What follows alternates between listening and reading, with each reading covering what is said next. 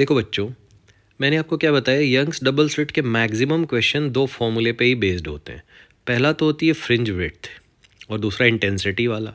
Width होता है capital D lambda by D, उसमें भी कैपिटल डी पहले स्मॉल डी बाद में। जैसे आप इंग्लिश का कोई वर्ड लिखते हो तो पहले कैपिटल लिखते हो फिर स्मॉल, तो ये याद हो गया आपको।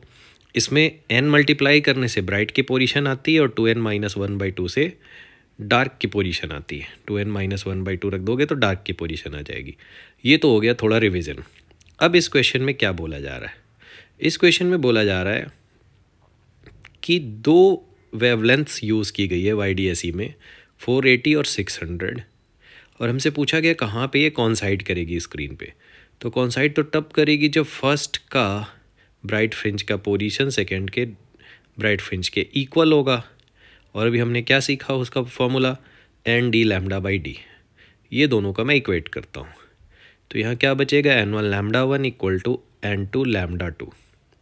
लैम्डा 1 है 480, लैम्डा 2 है 600, तो ये बस हमने यहाँ पे रख दिया। अब इसको मैं कर देता हूँ 120 से कैंसिल, तो ये आता है 4n1 इक्वल टू 5n2। अब यहीं पे ध्यान देखना बच्चों, यहीं पे मिस्टेक करते हैं बच्चे। उनको लगता है कि n1 का 4 फर्स्ट वेवलेंथ का और n2 का 5 ये आंसर है। ऐसा बिल्कुल नहीं है।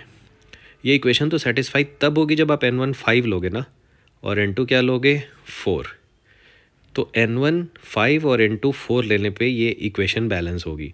अगली बार कब बैलेंस होगी, ये तो मिनिमम नंबर होगी। अगली बार बैलेंस होगी जब आप n1 लोगे 10 और n2 लोगे 8। तो ये कई जगह पे कॉन्साइड होंगे दोनों के ब्राइट फ्रिंजेस।